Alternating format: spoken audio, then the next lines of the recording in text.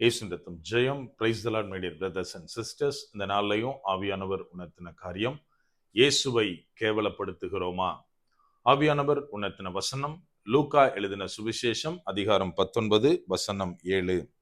அதை கண்ட யாவரும், இவர் பாவியான மனுஷனிடத்தில் தங்கும்படி போனார் என்று முறுமுறுத்தார்கள். And when they saw it, they all murmured, saying that he was gone to be guest with the man that is a sinner. Luke chapter 19 verse 7. எனக்கன்மானவர்களே, இந்த இடத்துல என்ன வாசிக்கிறோம் அப்படின்னா, இயேசு கிறிஸ்து சகேயோட கூட அவன் வீட்டிற்கு நடந்து போய் கொண்டு இருக்கிறார். அதை பார்த்து அங்க இருந்தவங்க சொல்றாங்க, பாவியான இந்த மனுஷனுடைய வீட்டில் தங்கும்படியாக இவர் போறார் அப்படின்னு முறுமுறுக்கிறாங்க. அதைத்தான் இந்த இடத்துல நம்ம வாசிக்கிறோம். நாம் இந்த நாட்களில் நம்முடைய செயல்களினாலே வாழ்க்கையில இயேசுவை கேவலப்படுத்துகிறோமா? நம்ம கொஞ்சம் யோசித்து பார்க்கணும். அதாவது அரௌண்ட் ஒரு 10th 11th படிக்கிறப்போ எனக்கு நடந்த சம்பவம். அதாவது எங்க கிளாஸ்ல இங்கிலீஷ் சார் கிளாஸ் எடுத்துட்டு இருக்கிறாரு. அப்போ அவர் பார்க்கிறாரு, வெளியில வேற ஒரு கிளாஸ் பையன் வெளியில காம்பவுண்டுக்கு வெளியில ஐஸ் வாங்கிட்டு இருக்கதை பார்த்தாரு. உள்ள இருந்து அவன் கை நீட்டி வாங்குறான். இம்மிடியேட்டா அவனை கூப்பிட்டு சொன்னாரு, இப்படி வாங்கக்கூடாது, இது தப்புன்னு சொல்லிட்டு ஐஸை மண்ணில் போட சொல்லிட்டாரு. அவன் போட்டுட்டு திரும்பி நடக்கிறான். ஓகே சார், நான் பண்ண மாட்டேன் அப்படின்னு திரும்ப நடந்த ஆரம்பிக்கிறான். அவனை கூப்பிட்டு உன் பேர் என்ன அப்படின்னு கேட்டாரு. அவன் சொன்னான் ஜீசஸ் அப்படின்னா. இம்மிடியேட்டா அவர் பண்ண காரியம், கையை நீட்ட சொல்லி அத்தனை அடி அடிச்சுட்டு, இந்த பேரை வச்சுட்டு நீ இவ்வளவு மோசமான காரியம் பண்ணக்கூடாது அப்படின்னு அவனை அனுப்புனாரு. நம்ம நல்லா ஒண்ணு புரிஞ்சுக்கணும். இன்னைக்கு உலகம் ஆஸ் அ கிறிஸ்டியனா நம்மளிடத்தில் நிறைய காரியங்கள், உள்ளான காரியங்கள் எதிர்பார்க்குது. ஆனால் நம்ம ஆஸ் அ கிறிஸ்டியனா நாம என்ன பண்றோம் அப்படின்னா, நம்முடைய வெளிப்புறமான காரியங்களை தான் அநேக நேரத்தில் நம்ம கான்சென்ட்ரேட் பண்ணிட்டு இருக்கோம். இந்த இடத்துல நம்ம என்ன வாசிக்கிறோம் அப்படின்னா, இயேசு கிறிஸ்து சகேவியை சந்தித்த அந்த ஸ்டோரி நமக்கு தெரியும். இப்போ சகேயுடைய வீட்டுல நான் தங்கணும்னு இயேசு சொன்ன உடனே அவன் கூட்டிட்டு போறான். அப்பதான் போற வழியில அங்க இருந்தவர்கள் இவன் சொல்றாங்க, இந்த பாவியான மனுஷனோட வீட்டுல இந்த மனுஷன் தங்குறதுக்கு போறாரு அப்படின்னு முறுமுறுத்தார்கள் அப்படின்னு நம்ம வாசிக்கிறோம். நம்ம கொஞ்சம் யோசித்து பார்க்கணும். அந்த இடத்துல இருந்தவங்க என்ன சொல்லியிருப்பாங்க அப்படின்னா, இவன் போன வாரம் தான் என் காசை ஒரு 10,000 ரூபாய் ஏமாத்துனா, இந்த காசுலயா இவர் சாப்பிட போறாரு, அந்த காசுல தானே இவனுக்கு இவ்வளவு சொத்து சேர்ந்திருக்கு, அந்த வீட்லயா தங்க போறாருன்னு ஒவ்வொருத்தரும், அவனால் பாதிக்கப்பட்ட ஒவ்வொருத்தரும் அந்த இடத்துல பேசி இருப்பாங்க. அது சகையுடைய காதுல விழுந்திருக்கும். நல்லா ஒண்ணு புரிஞ்சுக்கணும். இம்மீடியட்டா சகேயு என்ன நினைச்சிருப்பாரு, ஐயோ இந்த மனுஷன் நல்ல போதனை பண்ணிட்டு பீப்புளுக்குள்ள ஒரு நல்ல வேல்யூவோட இருக்காரு, நம்ம இந்த மாதிரி கேவலமான காரியம், தப்பான காரியம் பண்ணி சம்பாதித்த காசை இவருக்கு செலவு பண்றதுனால இவரோட பேரும் கெட்டு போகுது அப்படின்னு ஒரு மனசுல ஒரு துக்கம் வந்திருக்கும் சகேயுவுக்கு. இன்றைக்கு நாம் எப்படி இருக்கிறோம்?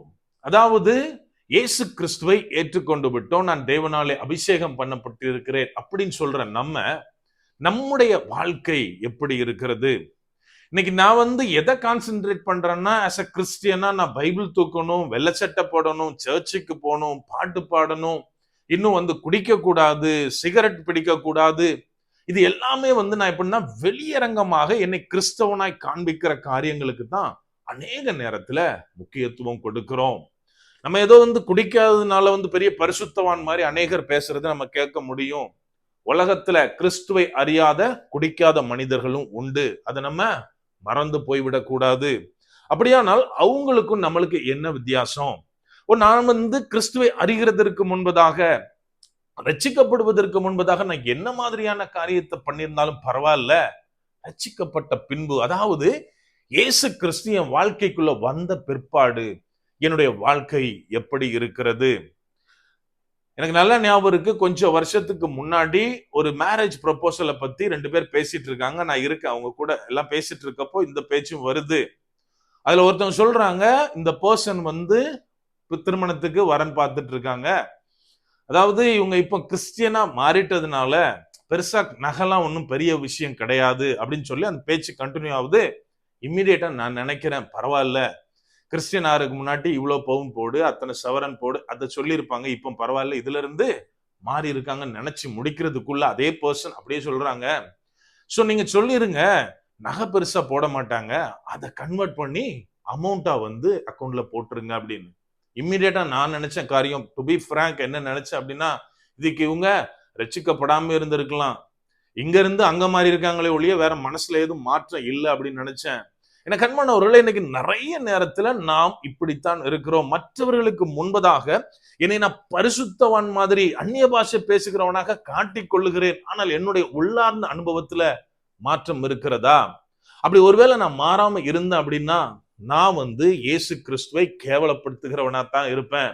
ஏன் அப்படின்னா, ஒரு இடத்துல எல்லாரும் லஞ்சம் வாங்குறாங்க, அபிஷேகம் பெற்றவனும் லஞ்சம் வாங்குறான்னா அவங்க சொல்லுவாங்க, அவன் கிறிஸ்டியன் தான், இருந்தாலும் அவனும் இப்படித்தான். அவன் கிறிஸ்தவன் தான், அவள் கிறிஸ்தவன் தான், இருந்தாலும் நம்மள மாதிரி தான் அப்படின்னாலே அங்க என்ன முடிஞ்சு போச்சு? இயேசு கிறிஸ்துவோட மகிமை முடிந்து போய்விட்டது. சோ இந்த இடத்துல நம்ம என்ன பண்ணணும் அப்படின்னா, சகேயு என்ன பண்ணினாரோ அதை நம்ம பண்ணணும். அவர் போயிட்டு இருக்கும் போதுல இயேசு கிறிஸ்து நம்மளால கேவலப்படுறாரு அப்படின்னு அவர் காது பட வந்தாச்சு. இம்மிடியேட்டா சொல்றாரு, நான் யாரையெல்லாம் ஏமாத்தி இருக்கணும் அவங்களுக்கு நாளத்தனையா திரும்ப கொடுக்கிறேன். நான் வந்து என்னுடைய சொத்துல பாதியை வந்து ஏழைகளுக்கு கொடுக்கிறேன் அப்படின்னு ஒரு ஸ்டேட்மெண்ட் அந்த இடத்துல அறிக்கை கொடுக்கிறாரு. நம்ம கொஞ்சம் யோசிக்கணும். அது எழுதப்படவில்லை, ஆனால் அந்த இங்க இருந்தவங்க என்ன தெரியுமா சொல்லியிருப்பாங்க?